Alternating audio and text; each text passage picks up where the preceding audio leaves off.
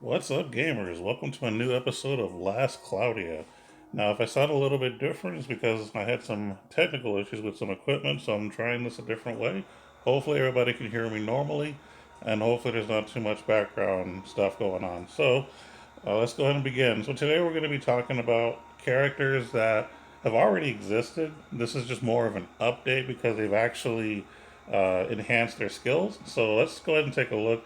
What I'm going to do first is I'm going to go to the news portion so you can see what the difference is, and then we'll discuss both characters once we've done that. So, going to the news, this is for the Eliza and Lanceville power up. So, what's going to happen here is they've updated their abilities, skills that they did not have when they first launched. Now, from what I've been told online, a lot of this is stuff that they should have had from the beginning. This is just a lot of a popular opinion, and we'll see if that's the case. So, starting with Eliza, she gets Fire Attack Raise 2, which is really good, Staff High Boost, and Goddess Kiss. And then, of course, at level 5 and 6 Awakening, the special just becomes much stronger. Going to Lanceveil, he gets Defense Up Max, which is a weird thing to give as an update, Armor High Boost, which makes perfect sense, Human Shield, really strong, Awaken, really good, and Thunder Attack Raise, which is pretty good. And then, of course, just like Eliza, on level 5 and 6 Awakening, their specials become stronger. So, as we can see here, I would agree that this is stuff that they should have had from the beginning. And I'm not just saying that because I've seen other people say it. I'm only saying that because we have characters in the same group of the heroes like Lily, who had a lot of the boost, and a few others. And as a matter of fact, I even think Zuckless had some boost as well. So why didn't they have it? Now, I don't know exactly what they had in the past, if something changed to this, or if this is just an addition. But if this is just an addition and they're not replacing anything, then man, these two characters must have gotten the shaft hardcore. So let's go ahead and take a look at both characters one at a time. Start with Eliza. Now she is a fire mage. Intelligence, and this is fully awakened and all that good stuff. Intelligence at 1126, which seems kind of low for a Descent of Heroes character. I would assume. I mean, having over 1,000 intelligence is good, so I guess I can't really complain. But for 6 Awakening, I would expect a little higher, but I guess this isn't too bad. 3,500 in hit points is pretty good too. So and of course, 997 Mind is good as well. But let's take a look and see what her abilities are. So basically, this is a lot of fire based attacks, which of course you would expect. The second skill, Burning Dress, basically is effective against plants. That's the big thing to take from here. And then everything else is just, your typical strong fire stuff. As far as traits are concerned, Flame Overdrive, gain this skill through unlockability. Oh wow, they didn't need to say that. Boost the effect of fire magic attacks. So basically, your fire attack damage is going to be stronger. So there's a reason why maybe they didn't have the attack raises. Maybe at the time she was released, that would have probably make her too strong. I don't know if that's the case really, but maybe that's a good case to argue. And Mastery of Fire, when using fire magic attacks, recover SCT slightly. That's actually a pretty good ability. I mean, because you're going to be constantly spamming, the fire spells, and then get your skills up that you can spam your skills. It's actually not bad. Not like super crazy, but not bad, right? And then, of course, when you look at their skills, as you would expect from a fire mage, you got the low, mid, and high tier fire spells. She gets Aura, Flame Wall, which is okay. The Magic Circles, which is decent. She gets Magic up 2, it's fine. Auto Aura, I like that. Now, that's pretty good. Any auto ability is good. She gets Fast Barrier, which is fine. Backfire, which is okay. Flame Boost, which is good. Okay, so she probably already had Flame Boost at the beginning, so now they're adding Fire Attack Raise to this. So that's actually pretty good. Makes her a bit better. And I think they're doing this just to make them more relevant, which is fine. You got Pose of Honor. You got Goddess Kiss, which is really good. Staff High Boost, really good. And Magic R, which is fantastic for any mage. So she has a decent kit on her. But yeah, I definitely agree that she needed the Fire Attack Raise too. I think that was definitely a must, and I think the Staff High Boost was another new one. So yeah, this is definitely the kind of stuff that was needed to make her relevant. Whether she should have had in the beginning or not, I guess is debatable, but compared to people like Lily and Douglas, I think it should have probably had it in the beginning. I don't think it would have killed the meta or anything, if you want to call it that. Because I don't really see many people talk about her. I mean, the only thing I hear about Eliza is that she's like a waifu or something. But as far as like her actual gameplay, I just don't see anyone ever saying anything, which leads everyone to believe that she's a terrible character. I'll say she's at least mid tier. I still don't know. I would say if you don't have a fire mage, she's really, really good. She may be the strongest fire mage out there. There's another fire mage from way back in the day. I forgot his name. I have him, but I never use him. She's probably better than him at least, but yeah, she's okay. And then we're gonna go ahead and talk about the other character, Lanceveil. Now he definitely tank here. He's got 1,090 defense. Pretty low strength though, 895. I mean, you could tell he was built for defense and not for being a super powerhouse. But I think he was a bit more popular though than Eliza. Let's see. Yeah, like I said, 895 strength, 680 intelligence. So they're kind of just your average stats, but nothing super crazy. Of course, the hit points being at 4892 is fantastic. So that's definitely something you want to see out of your tank. So that's really good. And then when you go over to the abilities, he's got a lot of lightning based stuff. That's what I'm seeing here, like thunder stuff. So that's really good. The lightning field ability is specifically good against machines. That's the biggest thing to take out of that. The third one, the Thunder Lord's Judgment, basically knocks him in the air. So things like the flying stuff that does damage to people in the air, that's pretty good. The combo with him. And then, his special basically does a ton of thunder damage. So decent skills. The traits, he's got undefeated guard, so when guard is equipped, increase the chance of guarding and nullify all guard effects and critical attacks.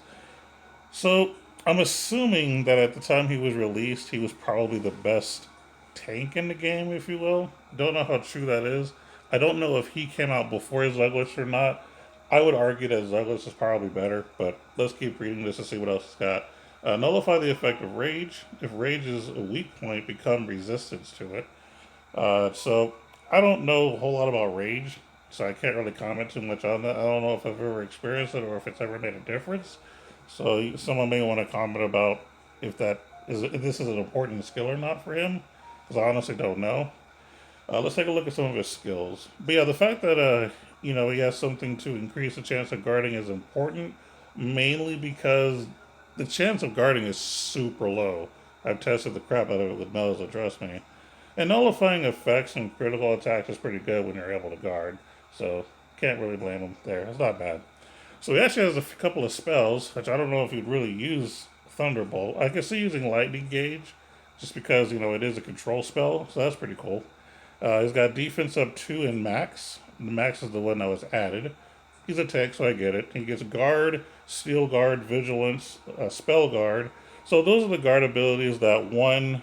The first one just you get the guard. Steel guard is the one that basically your damage is reduced, and then vigilance basically ups the chance that you will actually guard, which you need that if you're gonna be doing a whole guard thing. Spell guard is when the guard is equipped chance to guard against magic attacks, which I think is very important.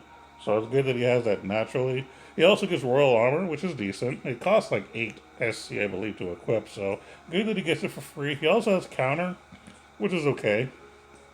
Human shield, which I believe is one of the newest things he just got.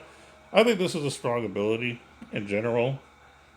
Makes him potentially okay in PvP, I don't know. But I think in Tower, he might be just a good, person to kind of take some damage because a lot of those character floors in the tower could be a bit rough, especially when you get to like the 40s. So I think that he might be okay in that. Hard to say. You have to test that. I mean, when I'm in the tower, I'm not really too worried about defense anymore. It's all basically, mostly offense and a little bit of healing, like a little bit of God heal, and that's pretty much all you would really need. Maybe some resurrection if if you mess up. But I don't know. I mean, human shield is definitely good though. I mean, all human characters basically he just shrugs a good chunk of the damage. Auto barrier is good. Like I said, any kind of auto ability is good. So nothing wrong with that. He's got patience, which is okay. Awaken, which is fantastic. I think this is another one of the new ones, and I do think that every tank should get this ability. Honestly, if you're best, especially if you're running PvP, you definitely want to Awaken. But I still feel like if you're running a tank type character, Awaken's kind of a standard. Thunder Attack Raise is there basically to make up for the fact that his strength and intelligence isn't super high, so this gives him a little bit of damage. And of course, armor high boost is when your armor is equipped, defense plus 20, damage taken from bosses minus 20. So obviously, this is really good for any kind of armor equipping character. And then concentration, which reduces your fake time, which is actually kind of important because you can't move. It sucks. So overall, he seems okay. I personally don't think he's going to be that great at anything. Looking at the stats, though, he's probably about mid tier at best. I feel like if you're going to give someone less than 1,000 on offense in general and up their defense, they should have something else special about him. And I'm not talking about counter. Like, basically, one of his traits should have been like, if you counter, something really really cool happens, something devastating happens, like double the damage, uh, get some kind of status element to him, something just kind of cool. But he doesn't really get that. He's just like, I have a lot of defense, I can kind of deal some damage, and it feels like that's it. Now maybe if you've used Lanceveil, maybe you can tell me why he's a bit better, but I still don't even feel like this update did a whole lot for him. I mean, the Thunder boost, they should have given him more if you wanted to kind of make up for the lack of offense. But another thing that I feel like they should have done with this character, and you can let me know how you feel about it, I think that they should have made him like Claire in the Breaker bot, because at least that tank can break bosses, or break bosses. And that's kind of what you want. Not only can that other character break bosses, but they can deal tons of damage too with certain abilities. They have a lot of tricks up their sleeve, which is sad because that's a character that a lot of people was like auto skip. But when you compare her to Lanceveil, Claire in that breaker boss seems 10 times better. I feel like that Lanceveil should have been a breaker on top of this, and I think that would have made his stats okay. That's what I feel like he's lacking in, because like I said, if you can't do a lot of offense, then you should have something special about you. And I don't think guard is the special thing. I don't think that's good enough. Trust me, I tested the crap out of relying on guard, and it's not great. It really isn't. So I feel like he should have had some kind of like breaker package to go with him. But if you can think of another way that would have made him better, let me know. Or if you think that he's actually good as is, explain to me why. Like, give me some education. I would be curious to know. So, that's the thing. So let's go ahead and do a little bit of a gotcha pool. Since we don't really have a whole lot to talk about, there's really no new arcs or anything. It's just, the whole banner. And typically I would want to skip this because I'm not really interested in getting either one of these characters. But, we'll go ahead and see what's up. And then after that, we will talk about these little weapons you can get from the orb shop. We'll see if it's worth spinning the orbs. But let's do a multi-pull first. See if we can get something good. Now, keep in mind that in this banner, those are the only Descendant Hero characters you can get, according to the information. So you're not going to be able to get Lily or Davin or anything like that. So we got the squad running up. That's cool to see. Let's see if we can get something.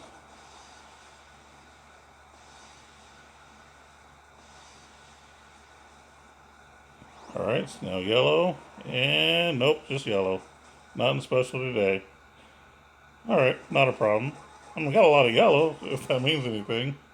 Wow, I got like the same stuff multiple times. That's kind of interesting.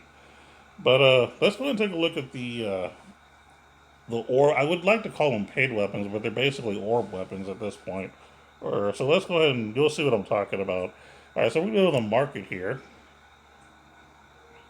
And if you look here at the Crimson Ores, you can get, oh, not the presents, but you can get the Steel Render Val d'Arc and the Ruby Staff Fazada. Now, there were 10,000 of these orbs, or the Crimson Ores, so that's a lot. So let's see if it's worth it. So let's take a look at uh, the Lanceveil weapon. So this is a thunder-based weapon, which makes sense for him. It's a sword. 168 strength is pretty good for a 5-star weapon. Yeah, this is a 5-star, not a 6-star. So that's a good strength for a 5-star. Lanceveil only battle start 20% defense. Oh, so 20%. Okay, 20% of defense value to strength. Okay, so this is the way to make up for his lack of strength. Regular attacks deal extra thunder damage. So this is the weapon that basically makes him usable. Now, there was a similar sort of a chat that one of the people commented on. They stated on the on Shin's weapon, not the weapon but the item. He said it was actually good because it makes up for his weakness. I'm typically not a fan of that, but I definitely get the logic, and that's kind of what this is here. This is basically making up for his lack of offense. So he needed this. That's basically what it boils down to. So if you're a big fan of Lanceveil, I think you have to get this weapon. I feel like nothing else is going to make him really viable in general. Like you have to get this, and like I said, I'm not a fan of like weapons and accessories making up for your lack of something. I think that's you should be going above and beyond like most of the other weapons and accessories that have existed in the past. But I could accept this for him, I guess. It's pretty. It's a good weapon in general, especially for a 5-star. It is pretty good. So, if you really dig the guy, you definitely want to get this for sure, 100%. The Ruby Staff Fazada. Let's see what this does. So this is a fire-based staff, as you would expect. It is a 5-star item. Basically, 24 strength, 196 intelligence. That's actually a lot of intelligence for a 5-star staff. Pretty good. You get 15 MP, 38 mind. Eliza only. When using fire magic, chance to recover MP used. When using skills, temporary intelligence plus 25%. There's another weapon or something like this. I think it's a Lucio weapon. Yeah, I think her weapon is the same thing except for thunder. It's literally the same thing but for thunder. But I like it though. I think it's actually pretty good. And this isn't like one of those things that's making up for any kind of weakness she has. It's just a good item in general. This is just something that makes her better. Because she's not really lacking in intelligence. She's got over 1100 intelligence, so she's getting a big boost in intelligence with a few other good boosts on the side. Being able to get some MP back is really good, and like I said, using skills which you will, 25% intelligence. That's a lot. That is a whole lot. So this is actually a really, really good item. I actually like this item better than the Lanceveil weapon, but in general, yeah, this is definitely worth spending the ores on. Now, how are you going to get 10,000? Well, good luck with that, because I'm sure I'm not going to go for either one of these. But I will say that in general, these are good to have for both of these for each of these characters. Pretty good. Like I said, they're 5-star items or weapons, and I think they're both probably high tier for them being 5-star. Equipment. So really, really good. Really, really worth getting. I think those are the only things that you can get extra that are like weapon or accessory based. I don't think you can get anything. Well, let me take a look at the credentials. Okay, so you could use. So if you do the whole paid crystal thing, you can use 10 to get 2,000 of your crimson ores that will help you to get one of these two weapons. Or if you're trying to go for both, you can.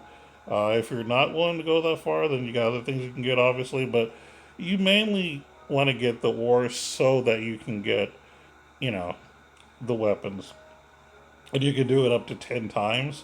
So you can relatively get both if you're the type that wants to do the paid gacha. Let me see if there's anything else here. I don't think this is anything special. No, this isn't anything special. So yeah, that's pretty much it. So at least now you know how to get those ores. Yeah, everything else is older credentials and stuff. But oh, and the tower's back, by the way, which I'm so glad to see something different right now because I feel like we've been doing the same event for a month. I'm a little bit off on that, but with the whole angel and fiend thing, which also reminds me, I should kind of go over that too. Uh, One of the things that some of you may or may not have read up on the menu on the news, I mean, on this particular event, when you get to the extra challenge, and you're doing the manifest demonry on normal, if you equip four specific items on any of your three characters, like a combination of them or whatever, what basically happens is you break a barrier that makes them super easy to kill, like super easy to deal with. So that's basically all it does when you equip all those little It's like two paladin weapons and two of the weapons you got for the first part of the event. That I forgot what they were, but you can read them on the menu of the dues. But yeah, basically it just makes this boss super easy. And then now on the god mode and anything above that, that will not work. That's only for the normal mode. But if you're just wanting to get a quick, easy, 3-star or whatever, that's basically the best way to do it for that particular one. So there you go. And of course, this isn't like a thing where you get to go against other people. You're kind of just playing at your own pace, which is more relaxing for those who are hardcore pushing. And I'll show you what my results were because they actually show it on your screen whenever you go back to them. But yeah, here you're just naturally playing and repeating some of these levels, doing the story, and you can get some rewards here, which are actually good rewards. You can even get another paladin item. Basically, the paladin series, I guess they're going to start releasing series related equipment. And basically, what happens is if you have at least three of a series item equipped to the same person, you get a special effect. So with the paladin ones, basically, if you have three of the paladin items equipped to the same person, you get quick trigger. Is basically what it is. That's the plus all the other stuff that each of these equipments say. So that's kind of the idea. You try to equip three of them. So I would probably do some of the stuff like on Melzer or something and give her some, cool abilities or whatnot. Um, for those interested in how I did ranking wise, on number two, I got rank 100 right on the nose. So I barely made it to the top 100 to get that prize. So that's pretty cool. And then for the first event, I was ranked number 38, which is pretty cool. Um, I was trying to get top 30 so I could actually be on that big board that you can look at, that everybody can see. Because I remember on the last day when I went to bed, I was at rank 28, and when I woke up, I was at 38. And I was like, that's cool, no big deal. But I really pushed hard. Plus, in the first part of it, there was a lot of people that weren't able to play because of the whole emulator problem. But they've basically made it to where people on emulators can play now. So as long as you're not doing anything suspicious, you were able to participate normally in the chapter 2 version of the event. But it's good to have a break because I know a lot of people were complaining about oh, we're gonna go through all this again. I personally liked it, but I do agree that a month of kind of back to back doing this is kind of crazy. It's a bit much. 2 weeks is fine, but a month, oh, that hurt. I'm not gonna lie. So I'm actually glad that we're kind of slowing down and chilling a bit. You know what I mean? You gotta have that chill time where you're just kind of leveling stuff. You're not spending all your resources on trying to get a character, unless the two characters I talked about you're interested in, and you don't have them yet. But for me, this is gonna be a skip banner wise. Like I said, the characters are decent. I don't know if they're really like worth going for unless you just have a personal, one, or if you're just a collector. And especially if you go for the items definitely make the characters viable. Without the items, though, I don't know if the characters are even worth getting. So if you're going for the characters, I feel like you're obligated to go for the weapons, just because it just makes sense to make them decent in any kind of mode. But that's going to do it for this video. I appreciate you all taking the time to, listen to me rant about stuff. And like I said, if you have any more comments that might be helpful about these two characters or any opinions on the weapons, be sure to let me know or let the rest of us know here. I'm definitely open to seeing what you guys got to say about it. And hopefully the audio was okay for you all. But until next episode, take care, y'all. Later.